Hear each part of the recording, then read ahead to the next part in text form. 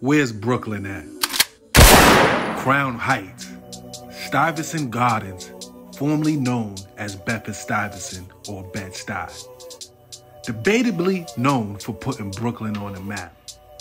Also, in the late 18th, early 19th century, roughly 185 years ago, Brooklyn was the slave-holding capital of New York State. On average, 60% of white families owned slaves. In areas as far as Flatbush, this number was approximately 74% of white slave-holding families, exceeding those of areas such as South Carolina. A fact contrary to what most believe. With streets such as Nostrand, Bergen, Borum Place, LaFirst Ave, Ramson, and Stuyvesant, of which whom all were slaveholders, and Stuyvesant himself being the largest private slaveholder on Manhattan. Only the company of which he was the director of held more. After New York abolished slavery in 1827, free black professionals bought land in what is now Crown Heights and founded Weeksville. This was a self-supporting, self-sustained community of African-American freedmen which flourished and became the largest free black community in pre-Civil War America. By 1855, over 520 free black men lived in Weeksville. In 1837, the community leader, Henry C. Thompson, purchased 32 lots from John LaFirst, whose family estate comprised most of what is now Bedford-Stuyvesant and Crown Heights.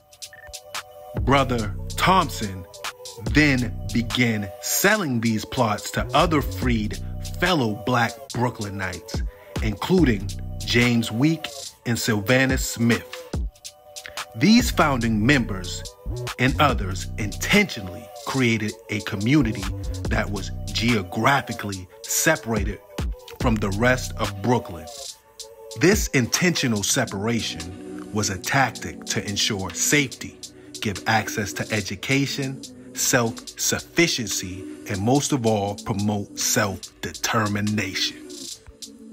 The community produced America's first African-American newspaper, the Freedmen's Torchlight. They built and ran Colored School No. 2, which became PS 68.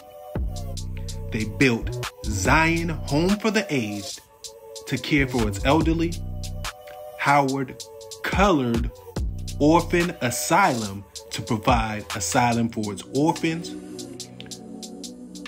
Berean Baptist Church, Bethel AME Church, Citizens Union Cemetery, and the African Civilization Society, which worked to establish a colony of free blacks in Liberia.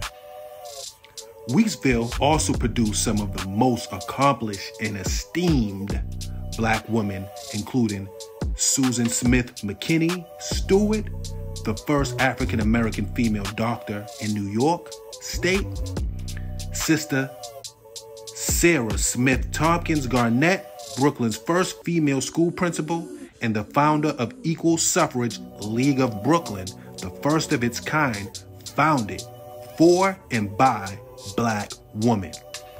Weeksville was known for employing blacks in urban occupations, a community with black doctors, professionals, and entrepreneurs were able to practice their professions and develop clientele in black-owned businesses.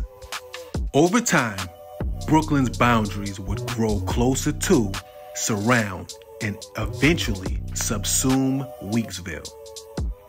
In 1854, the U.S. government's forced incorporation of Weeksville into the city of Brooklyn would and did reduce Weeksville's autonomy and self-determination greatly.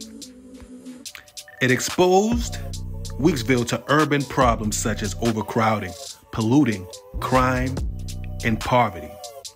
The influx of European and other immigrants created racial tensions and conflicts with white population. The right to vote led to loss of prominent leaders and a loss of political influence.